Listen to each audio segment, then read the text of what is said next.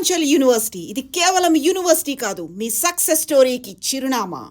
ఉదయకరంతో మీ association ఏంటి sir? అంటే ఎలా ఉండేవారు? ఎలా అంటే తను ఫస్ట్ ఆడిషన్ చేసిన ముగ్గురులో నేను ఒకడిని.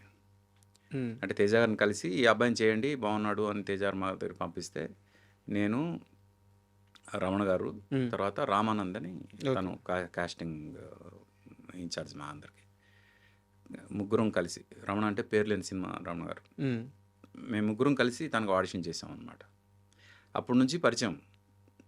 అందుకు తను ఫ్రాంక్గా ఎప్పుడు కూడా నా పాటలు ఎలా వస్తున్నాయి, మ్యూజిక్ ఏం జరుగుతుంది, ఎప్పుడు నేను చేసిన ఇన్ని సినిమాలు ఎప్పుడు కూడా అడగలేదు, ఎప్పుడు కూడా ఇన్వాల్వ్ అవ్వలేదు తను. సార్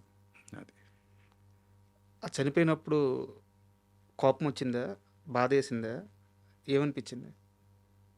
కోపం అయితే వచ్చింది, డెఫినెట్ కోపం వచ్చింది. అంటే తన గ్రాఫ్ బాగా పడిపోయింది అనే టైంలో తను తట్టుకోలేక ఇన్సిడెంట్ ఏదైతే జరిగిందో,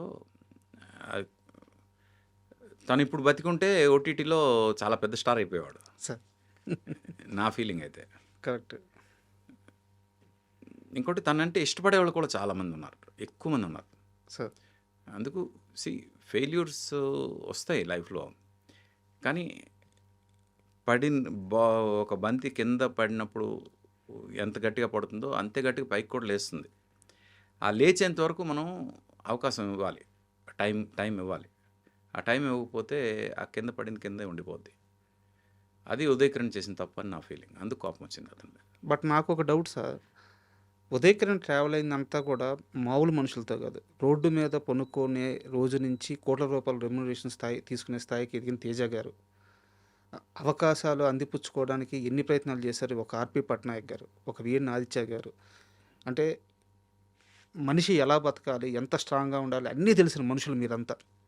మీలాంటి వాళ్ళతో కలిసి తిరిగాడు, కలిసి ఎదిగాడు, కలిసి స్టార్ అయ్యాడు. ఏం నేర్చుకోలేదా? అంటే ఇలా ఉండాలి అని చెప్పే ఇది ఎక్కువ చనువు తేజ గారే తీసుకున్నారేమో, కానీ వినాలని రూల్ ఏముంది సార్? వినాలని రూల్ ఏం లేదు కదా. తన లైఫ్ తంది. అందుకు దాని గురించి నేను ఎక్కువగా మాట్లాడలేను, ఎందుకంటే తను ఏం స్ట్రగుల్ అయ్యాడు, ఎందుకు అంత స్థితికి వచ్చాడు అనేది తనకు మాత్రమే తెలుసు. అందుకు తన మనసులో దూరి మనం చెప్పాలంటే తను బతికి రావాలి సార్.